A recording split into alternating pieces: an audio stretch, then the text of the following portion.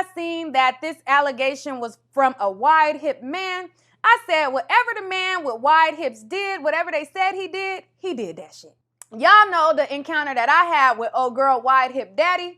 So when I hear anything with a man with wide hips, whatever they said he did that shit. He is a reality show star from Welcome to Sweetie Pies that aired on the Oprah Winfrey Network, and James Tim Norman is from right here in St. Louis, where the restaurant is based.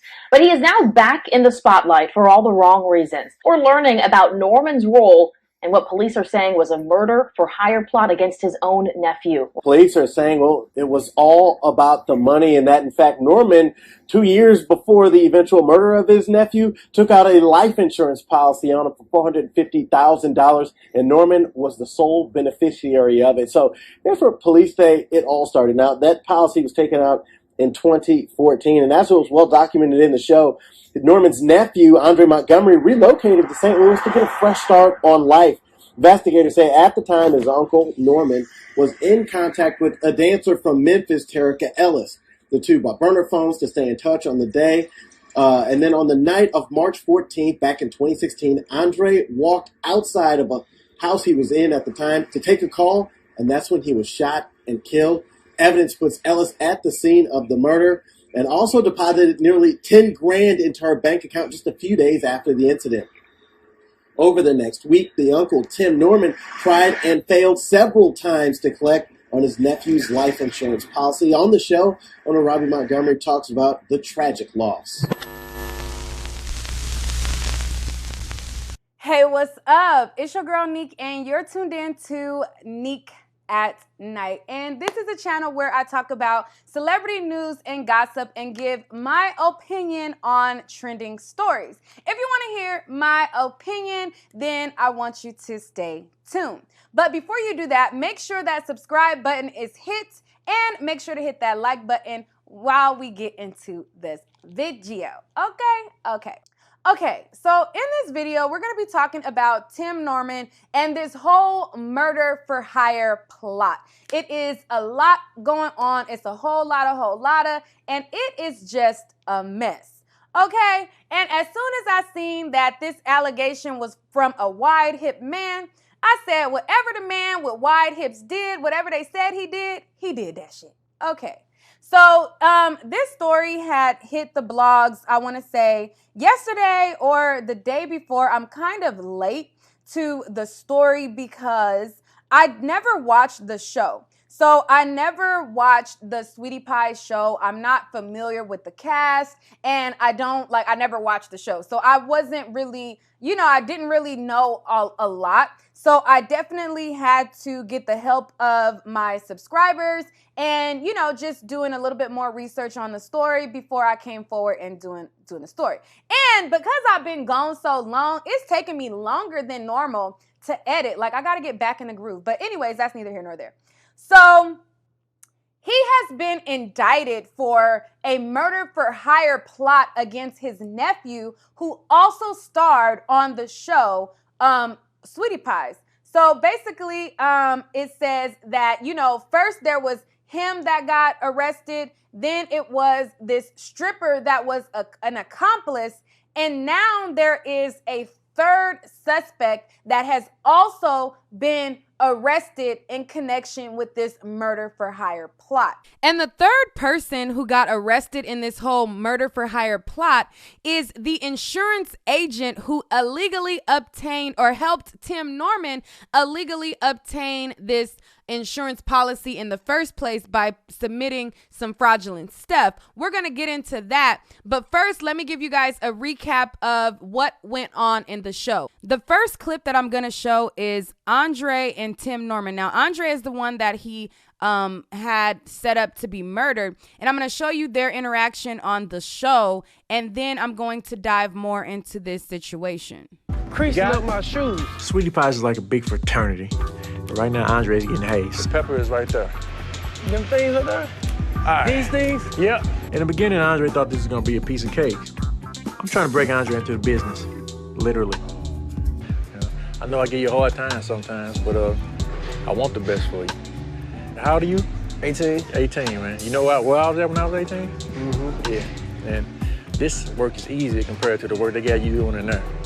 I mean, setting him up to be murdered, I don't know if that's kind of wanting the best for him, but hey. You know, so that was one scene where it shows their interaction before he actually died. Then the next scene is the aftermath of how they reacted to him being murdered. Somebody that I wanted to take under my wing and make sure that he paid it. And my goal was to get him through high school. And so when I did that, I really wanted him to go back home because St. Louis is a city where black men are killing each other. And he came back and then was there like 4 or 5 days and got killed. So that's heartbreaking. And Linda. Okay, so as you see that, he has like this funny disposition about himself, how he's looking around. Well, I'm going to read exactly what happened now in this murder for hire plot and how he got arrested. I put a little flash of a news clip in the beginning, but I'm going to read through an article. I'm going to tell you how this insurance agent is involved, and then I'm going to tell you what the family or what one of the family members who is a part of the Sweetie Pie situation, what she is insinuating later in the video. Now, let me read the indictment. Now, I'm going to go to CNN to read an article, and it says, son of Sweetie Pie's owner charged in murder for hire plot to kill nephew. Authorities arrested a man in Mississippi on Tuesday for allegedly commissioning a murder for hire plot that killed his teenage nephew. The complaint alleges that Norman conspired with an exotic dancer residing in Memphis, Tennessee, and others to use a facility of interstate commerce, namely a cellular telephone, to commit a murder for hire in exchange for the United States currency. So exchange for money. You know, it's all about money. Norman obtained a $450,000 life insurance policy on his 18-year-old nephew, Andre Montgomery. Norman was the sole beneficiary, according to the release, in the days leading up to the Montgomery murder. The other suspected communicated with Montgomery and told him she was planning to be in St. Louis. The day before Montgomery's murder, March 13, 2016, Norman flew to St. Louis, Missouri from his home in Los Angeles, California, according to the release. The next day, the two were in communication using temporary phones they had activated that day. So basically, they had these burner phones, and they were communicating on burner phones. And, you know, that's how they were in communication with each other. And it says they had activated these burner phones the same day. And it says the female suspect also used the temporary phone to communicate with Montgomery and to learn his physical location. After learning Montgomery's location, she immediately placed the call to Norman, according to the release. That day, around 8:02 p.m., Montgomery was shot to death, the release said. The woman's phone location information places her in the vicinity of the murder at the time of the homicide. Following Montgomery's murder, she placed another call to Norman and traveled towards Memphis, Tennessee. According to the release, she also deposited over $9,000 in cash into various bank accounts days after the murder. A week later, Norman contacted the life insurance company and tried to collect on the policy he had taken out on his nephew. So that was one of the initial reports of this. And so now fast forward to today, it's saying that a third suspect has been indicted in this whole situation. So first they had Norman, then they had the stripper. Now they have a third suspect that is involved in this whole plot. So it says an insurance agent who helped Sweetie Pie's James Tim Norman take out hundreds of thousands of dollars worth of life insurance on Norman's nephew has been indicted. So a lot of people were wondering, how the hell did he get to do this, insurance policy on his nephew? Like, did his nephew consent to it? Because in order to get an insurance policy on somebody, the person has to sign it, and they have to agree that you're going to have this big dollar amount over their head. And so what this is saying is that the third person that is indicted is the insurance agent that allowed him to take out this $450,000 policy on his nephew. It says, Whale Yagnam, 42 of St. Louis, was charged with 1 count of conspiracy to commit wire and mail fraud. Norman is now facing the same charge in addition to conspiracy to commit murder for hire and murder for hire resulting in the death as part of the indictment. This person, Whale Yagnam, I don't know if I'm saying his name right, but not only was he the insurance agent that is tied into this, but he is also a Grammy-nominated producer. So he produced on Nelly's Nellyville, and he was up for a Grammy nom for that as well. So, you know, that's interesting. But let me read the rest. And then it says, according to the U.S. attorney, Yagnam helped Norman illegally take out the insurance policy on Norman's nephew. So they illegally, so that answers the question to a lot of people were wondering if the nephew signed off on this or not. According to this article, it's saying that the insurance agent, he helped Norman illegally take out the insurance policies on Norman's nephew, and together they submitted 3 bogus applications starting in October 2014. The application misstated Montgomery's income, net worth, medical history, employment, and family background, according to prosecutors. Norman was eventually able to take out a $200,000 policy, a $200,000 accidental death rider, and an additional $50,000 rider that would pay out if Montgomery, who was 18 at the time, died within 10 years. So if he died within 10 years, he was going to get an extra $50,000, if I'm reading that right. Norman was arrested this week in Jackson, Mississippi, where he is living. Ellis has also been charged with conspiracy in the murder for hire plot. So that is the article. So now we have a little bit more information on the story.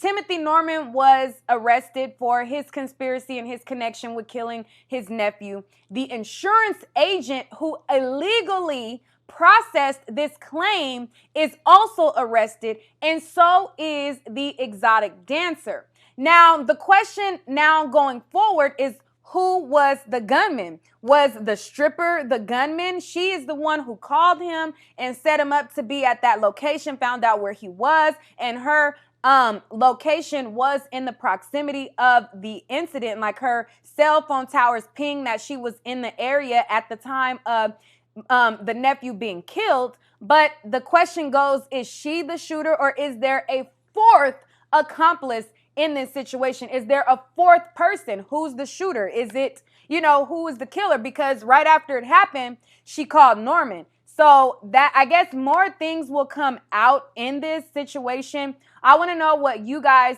think about it. A lot of the chatter around social media has been to comfort Miss Roby. They're like, oh my God, I wonder what the family is thinking. I wonder what the family is feeling, and I wonder how they're taking it. If you go to her Instagram page, there's a lot of people who are saying like they were sorry for this happening and things like that.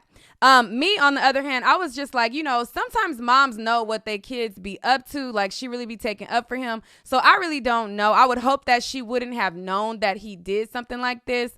But you never know. However, one of his cousins who was very close to him, she just, when it was his birthday, gave him a birthday message saying, that he was one of her faves, and she was like sharing a bunch of photos between them. This cousin name is Monique, and she was also on the Sweetie Pie show as well. And she posted up a cryptic message where she was kind of trying to allude to him being innocent. So she was trying to portray the reasonable doubt, basically saying like, innocent till proven guilty type of thing. I'm going to read to you guys what she posted, and then we'll talk a little bit more. We are all like sheep led astray by critical opinions over critical analysis, shadow of a doubt, guilty over benefit of the doubt until proving otherwise. If you study history, you'll discover the same rush to conviction in the public court of opinion is the spirit that hung many from a tree, burned many at the stake, guillotined many heads in the town square.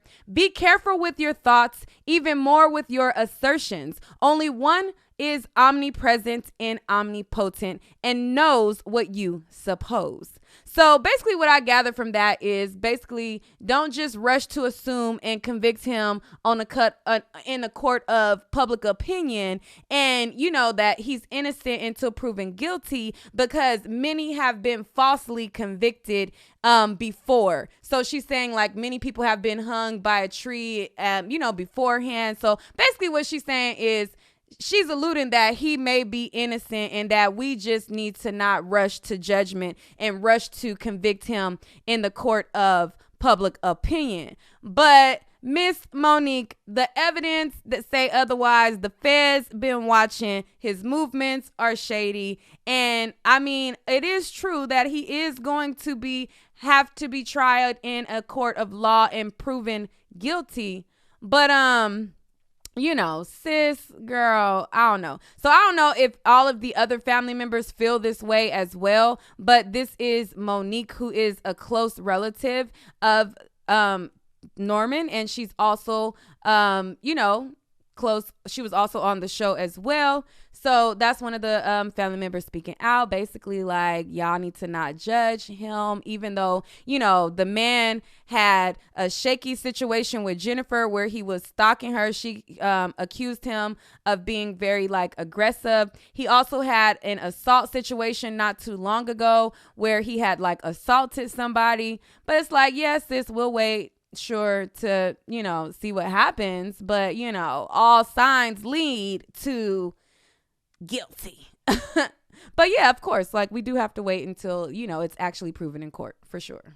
Now we have a little bit more information as far as the insurance agent being involved. There was a woman who had sent in a voice note to Gossip of the City about this situation, and she was pretty much talking about things that she uncovered doing her little research. You know how in social media everybody is an investigator these days.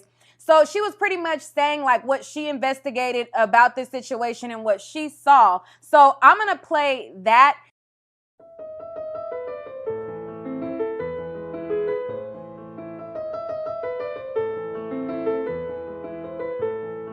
If you ever do reporting on Tim Norman, let me know, because I actually was looking at her account prior to her deleting everything, and there was so much evidence on it.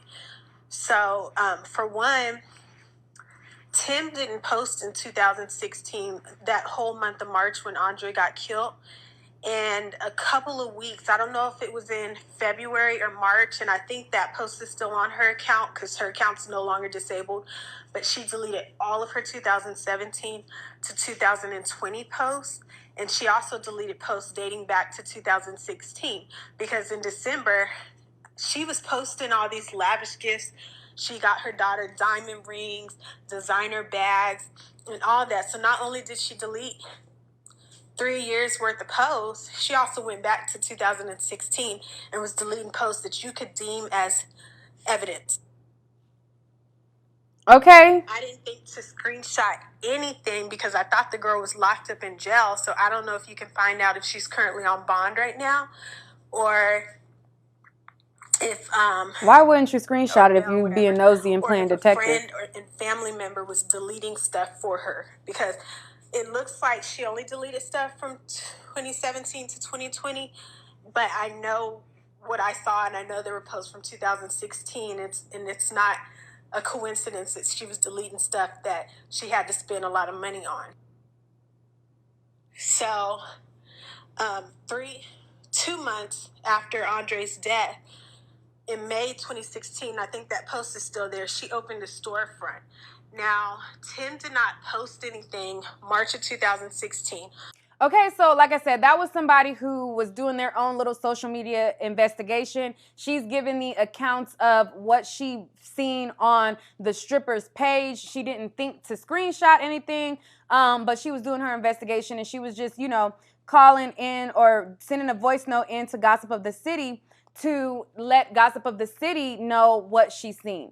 Anyways, let me know what you guys think about this. I think that this is completely tragic. A lot of people were saying how it was odd that Tim tried to cash out on the policy a week later after the death. In most cases, the purpose of a insurance policy is to cover funeral costs, and it is to, make sure that you're okay after. He had this high dollar amount on an 18-year-old. Normally, when you get insurance policies, you get insurance policies on your children, you get insurance policies on yourself. What a lot of people do is they get a higher dollar amount on the elder people who are expected to go sooner. So like grandparents will have a large amount of policies, and that's supposed to help the generations after and the generations under, with financial means, and help them be taken care of, and parents, so that their children are taken care of in their demise. That is when you see high dollar amounts of that magnitude.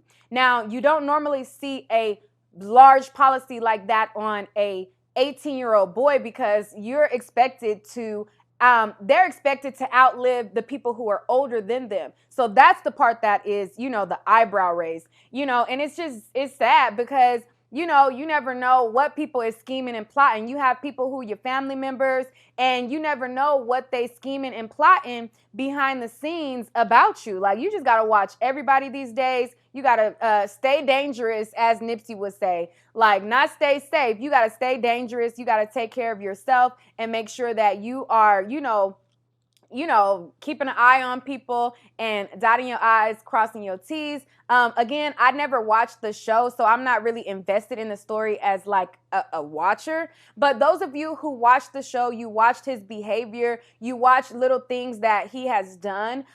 You guys let me know what you guys think about it down below in the comments. I mean, even if you watched the show or didn't watch the show, just the simple fact that a guy set out a murder for hire plot on his own flesh and blood nephew is just crazy in itself, period. So let me know what you guys think down below. Let's talk about it. Also, don't forget to check out neekatnight.com. This is one of the items and one of the pajamas that is available on my website. And some of it is being canceled out from the green screen, but y'all get the gist of it. It is, all of the characters in, the 90s, early 2000s or whatever. So you guys can catch this on my website. Also, don't forget to check out my social media and other places. I'm also on Facebook, and I'm also on Instagram. So definitely check out my gram and check out me on other places. And don't forget to hit the subscribe button if you have not already. All right, guys. Peace.